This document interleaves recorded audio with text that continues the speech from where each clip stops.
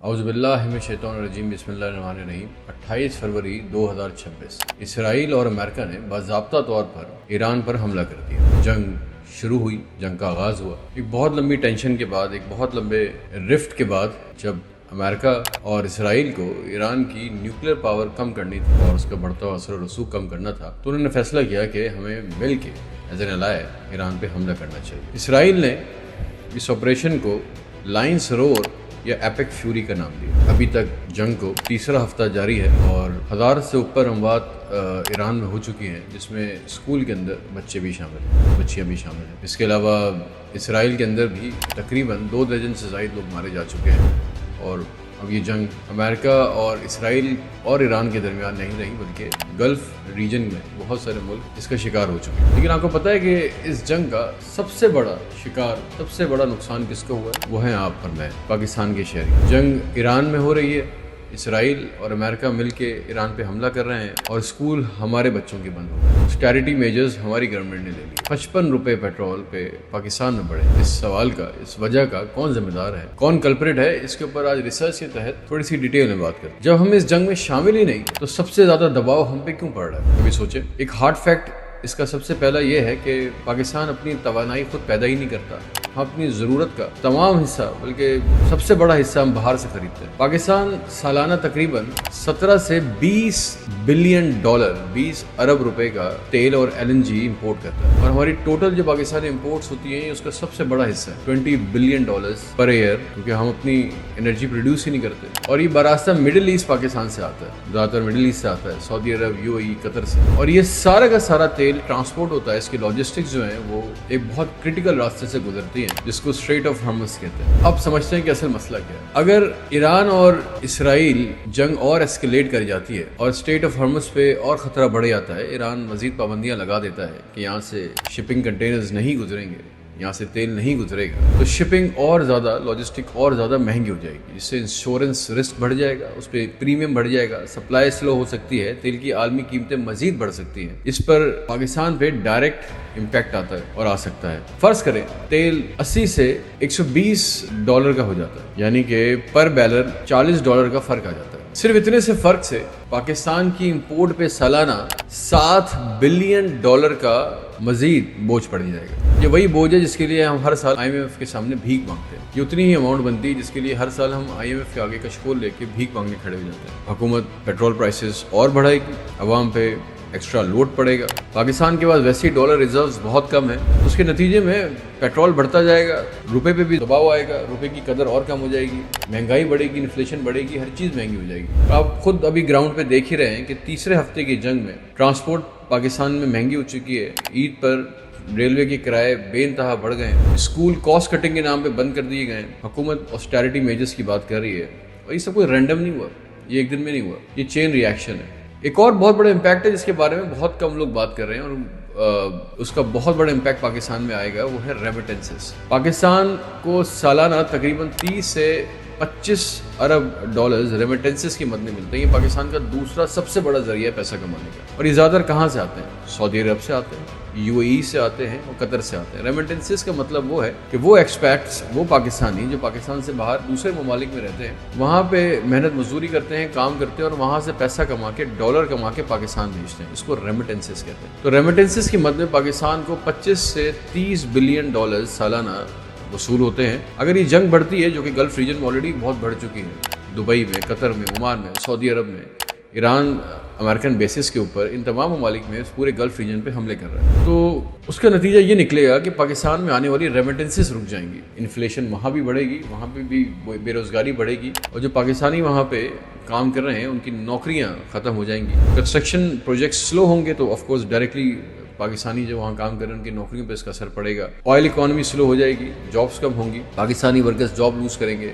وہ واپس پاکستان آ جاتے ہیں۔ اس کا مطلب ہے ڈالر اور کم ہو جائے گا آنا، پاکستان پہ مزید زور پڑے گا، ان امپلائمنٹ مزید بڑھے گی۔ اگر صرف 15 سے 10% بھی ڈراپ ہو جائے نا، صرف 15 سے 10% بھی یہ ریمیٹنسز سے آنے والا پیسہ، صرف 10 سے 15%، تو بھائی 4 سے 3 ارب ڈالر کا نقصان ہوگا پاکستان کو سالانہ۔ اب ان دونوں افیکٹس کو اکٹھا کر لیتے ہیں۔ جو ہرمس کے ذریعے فراہمی سلو ہوئی ہے، اس کے اوپر ایران نے سختی کی ہے، اور دوسری جو ریمیٹنسز کے اوپر مشکلات बढ़ती जा रही हैं, अगर इन दोनों को हम इकट्ठा कर लें तो ये तकरीबन 10 अरब से ऊपर सालाना नुकसान बनता है जो पाकिस्तान को उठाना पड़ेगा। उसके नतीजे में डॉलर इनफ्लो बहुत कम हो जाएगा, रेमिटेंसेस कम हो जाएंगी, रुपया बेइंतहा कमज़ोर होगा, महंगाई तेज़ हो जाएगी। यही वजह है कि पाकिस्तान में जंग तो नहीं हो रही मगर क्राइसिस पाकिस्तान में बन रहा है। अब ऑस्टेरिटी क्यों होती है? अभी कुछ रोज़ पहले वज़ीर आज़म साहब ने, शहबाज शरीफ साहब ने मुल्क से खिताब किया, कौम से खिताब किया और कहा कि जी हम वज़ीरा की तनख्वाहें काटेंगे, ब्यूरोक्रेट्स की तनख्वाहें काटेंगे, पेट्रोल की कीमतों में इजाफा करेंगे। और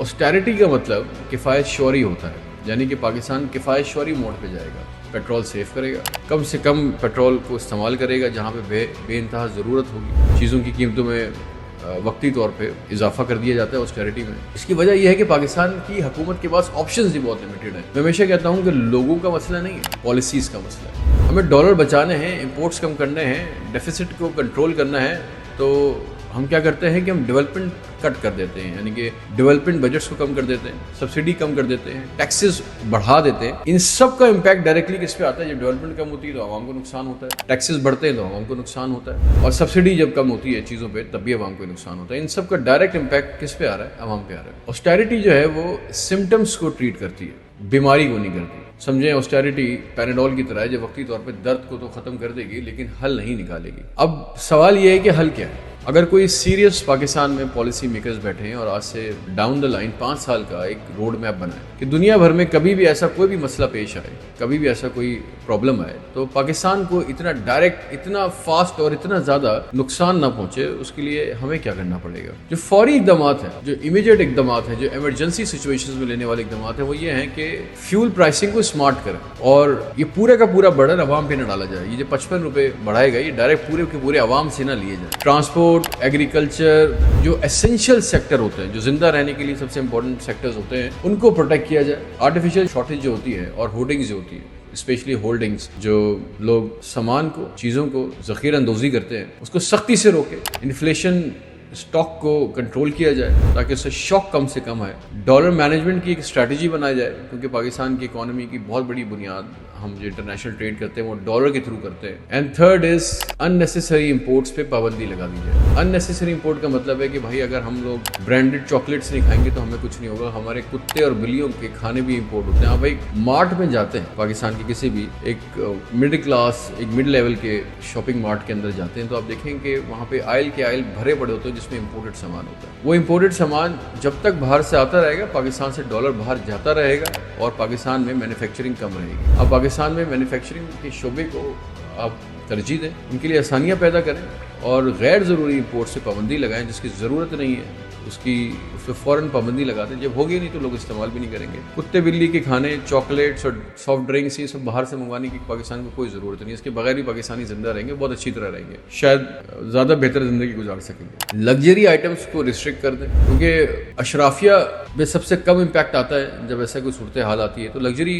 आइटम्स को, बड़ी गाड़ियों को, इन तमाम चीज़ों को जो लग्जरी में आती हैं, ज़रूरत पे रहे ऑस्टेरिटी, उन पे आप फ़ौरन से रिस्ट्रिक्शंस लगाएं। जो रेमिटेंसेस के चैनल्स हैं उनको इंसेंटिवाइज करें। मैं हमेशा से ही कहता हूँ, अपने हर इंटरव्यू में, हर पॉडकास्ट में, हर वीलॉग में ये बात करता हूँ कि इवन जो पाकिस्तान में इस वक्त करोड़ों की तादाद में, मैं लाखों नहीं कह रहा, मैं करोड़ों की तादाद में उन बच्चियों को जिक्र कर रहा हूँ जो घरों में बैठ के फ्रीलांस, फाइवर पे, अपवर्क पे मुख्तलिफ क्लाइंट्स के लिए ऑनलाइन काम करते हैं। आज तक उनके लिए भी पैसा मंगवाने के लिए पाकिस्तान में कोई भी लीगल और रैशनल चेन नहीं है। उसको आप एम्पावर करें ताकि पाकिस्तान में डॉलर्स आएँ। वो बच्चे जो काम कर रहे हैं उनको हुंडी हवाले के थ्रू पैसा ना मंगवाना पड़े और रेमिटेंसेस के जो चैनल्स हैं उनको इंसेंटिवाइज करें। जो पाकिस्तानी बाहर से पैसा भेजना चाहते हैं पाकिस्तान में, उनके लिए प्रॉपर चैनल बनाएं, कम से कम उस पर टैक्स लगे और पाकिस्तान में रेमिटेंस डॉलर की सूरत में तेज़ी से आना शुरू हो जाए। नेक्स्ट जो आपने काम करना है, जो थोड़ी सी बोल्ड स्ट्रैटेजी है, जो कि रीजनली आपको क्रिएट करनी पड़ेगी, कि आपको बार्टर ऑप्शंस एक्सप्लोर करने पड़ेंगे, एनर्जी ट्रेडिंग करनी पड़ेगी,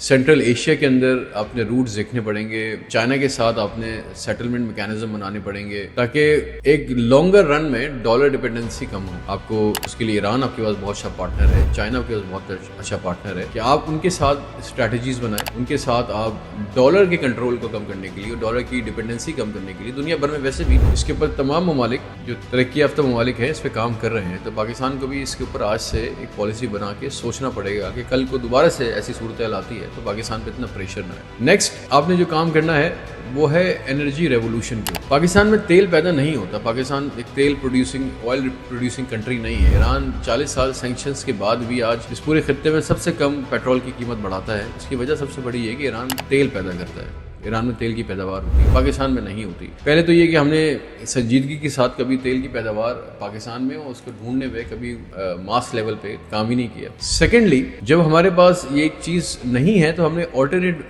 چیزوں پہ کام نہیں کیا۔ ابھی بھی اچھی خبر یہ ہے کہ پاکستان پہ بہت زیادہ دباؤ اس وجہ سے نہیں آ رہا کہ پاکستان نے گزشتہ 4 سالوں میں بہت زیادہ اپنی انرجی کو سولر پہ کنورٹ کیا۔ اسی طرح ہمیں لانگر رن میں انرجی ریولوشن لانا پڑے گا۔ انرجی ریولوشن سے مراد یہ ہے کہ آپ کو ایگریسو اسکیل کے اوپر سولرائزیشن کرنی پڑے گی، آپ کو ہائبرڈ ماڈل پہ آنا پڑے گا، ہائبرڈ کے بعد کمپلیٹ سولرائزیشن پہ آنا پڑے گا۔ Government buildings, government hospitals, government facilities سے شروع کریں، پھر لوگوں کو انسینٹیوائز کریں، سستے قرضے دیں تاکہ لوگ اپنے گھروں میں جو ہے وہ آئی پی پی سے جان چھڑائیں، اس ہیوی بلنگ سے جان چھڑائیں اور سولر پہ کنورٹ ہوں تاکہ کم سے کم ہم انرجی پروڈیوس کریں۔ ہر وہ چیز جس کو انرجی پروڈیوس کرنے جو ہم خریدتے ہیں یا پروڈیوس کرتے ہیں اس میں تیل لگتا ہے، تو جہاں جہاں تیل لگ رہا ہے وہاں پہ ہم سولرائزیشن کرتے جائیں گے، تو چاہے وہ گاڑیاں ہوں، چاہے وہ مکانات ہوں، چاہے وہ سرکاری بلڈنگز ہوں، ہم اس کو سولرائز کرتے جائیں۔ پہلے ہائبرڈ ماڈل پہ آئیں، fuel and solar, and then اس کے لیے آپ گورنمنٹ کو چاہیے کہ وہ قرضے دے، عوام کو، کاروباری افراد کو قرضے دے تاکہ وہ جلد سے جلد اور لازمی کرے کہ وہ سولرائزیشن کریں، انرجی کو کنورٹ کریں، اور اس کی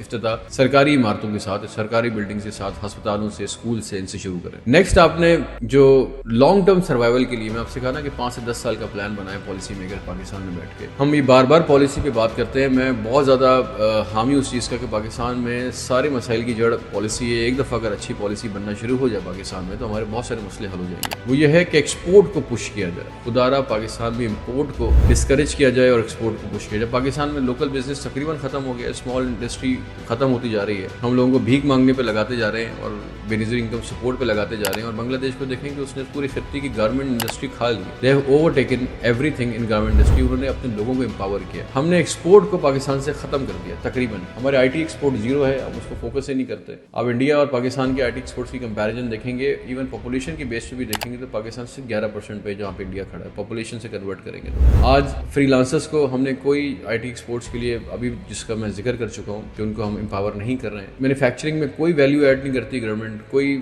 سستے قرضے نہیں دیتی، کوئی سبسڈی نہیں دیتی، کوئی بلوں کے اوپر، اور کوئی ایسا میکینزم ایکو سسٹم نہیں بناتی جہاں پہ ایکسپورٹس ہو، پاکستانی لوکل پروڈکٹس پاکستان سے باہر جائیں۔ ہمیں مانگنا ختم کرنا ہے بلکہ لوگوں کو دینا شروع کرنا ہے، یہ اس فرق سے ہمیں نکلنا ہے۔ ہم جب تک بنیادی طور پہ بالعموم قوم مانگنا نہیں چھوڑیں گے جب تک یہ عادت ختم نہیں ہوگی۔ اور سب سے جو ایکسپورٹ پش کے بعد ہمیں جب مینوفیکچرنگ پاکستان نے بڑھانی ہے تو ہمیں ایک جو سب سے امپورٹنٹ بات ہے وہ یہ ہے کہ یہ جنگ تو ایران میں ہو رہی ہے لیکن اس کے فیصلے پاکستان کی معیشت پہ لکھے جا رہے ہیں۔ ہمیں یہ سمجھنا ہے کہ مسئلہ نا جنگ نہیں ہے، مسئلہ یہ ہے کہ پاکستان ہر عالمی بحران کے سامنے کمزور کھڑا ہے۔ ہر جنگ میں، ہر مسئلے میں سب سے زیادہ ولنریبل، سب سے فریجائل پاکستان کیوں نکلتا ہے؟ کیونکہ پاکستان کی فائنینشیل حالت بہت کمزور ہے، اور جب تک ہم اپنی معیشت کو طاقتور نہیں بنائیں گے، ایک ملک کا سروائیول آج کے دور میں دنیا نے دیکھ لیا 2 طریقوں سے۔ ایک میں پاکستان نے بہت اچھا پرفارم کیا، وہ ہے دفاع، اس میں میزلز، ہمارے ایئر کرافٹ، اس کے اندر ہمارے JF-17 تھنڈر، اس کے اندر ہماری ٹریننگ اور اپنی دفاع پہ پیسہ لگانا، اس پہ ہم نے بہترین پیسہ لگایا، اس پہ بہترین کام کیا، بہترین ٹریننگ کی، اور اس کا نتیجہ ہم نے دیکھا کہ آج انڈیا جیسا ملک بھی ہمیں آنکھ دکھاتے ہوئے گھبراتا ہے۔ آج دنیا کے بہت سارے ملکوں کو صرف اس وجہ سے شے مل گئی، اس وجہ سے صرف بہت سارے ملکوں کے اندر ہوا آئی کیونکہ جب انہوں نے پاکستان کو دیکھا کہ اپنے سے 10 گنا بڑے ملک کو پاکستان نے کس طرح دھول چٹائی۔ پاکستان کا دفاع بہت بہترین ہاتھوں میں، بہترین ٹرینڈ لوگوں کے ہاتھوں میں، اور پاکستان اپنی دفاعی ٹیکنالوجی میں دنیا کے کئی ملکوں سے بہت آگے۔ ایک جگہ جہاں وہ بہت پیچھے ہے وہ ہے پاکستان کی فائنینشیل حالت، پاکستان کی معیشت۔ پاکستان کو آلٹرنیٹ ماڈلز پہ جانا پڑے گا، پاکستان کو پاکستان میں رہنے والوں کے لیے آسانیاں پیدا کرنی پڑیں گی۔ چیزوں کو مہنگا کر دینا، سبسڈی کم کر دینا، ٹیکسز بڑھا دینا کبھی مسائل کا حل نہیں ہے، بلکہ آپ کو ان سب چیزوں سے لوگوں کو نجات دلانی پڑے گی۔ لانگ ٹرم پلان میں لوگوں کو بزنس کرنے کے لیے، پاکستان میں ایکسپورٹس بڑھانے کے لیے موٹیویٹ کرنا پڑے گا، اس سے جا کے پاکستان کے حالات بہتر ہوں گے۔ اگر آپ فائنینشلی اسٹرانگ ہیں اور آپ ڈیفنس پہ بہت اسٹرانگ ہیں تو پھر آپ دنیا کے ہر مسئلے کا، ہر پرابلم کا کھل کے دفاع کر سکتے ہیں. It is all about policy. ہم نے صرف پالیسیز ٹھیک کرنی ہے. پاکستان اللہ تعالیٰ کا تحفہ ہے اور ہم اچھی بات یہ ہے کہ سب سے لوئسٹ لو پہ ہیں. یہاں سے مزید لو تو جا نہیں سکتے. پاکستان نے اوپر ہی جانا ہے. Just Pakistan need some technocrats, some policy makers, some brains, some think tanks جو پاکستان سے لوئل ہوں. تو Pakistan is and will be the next super power انشاءاللہ.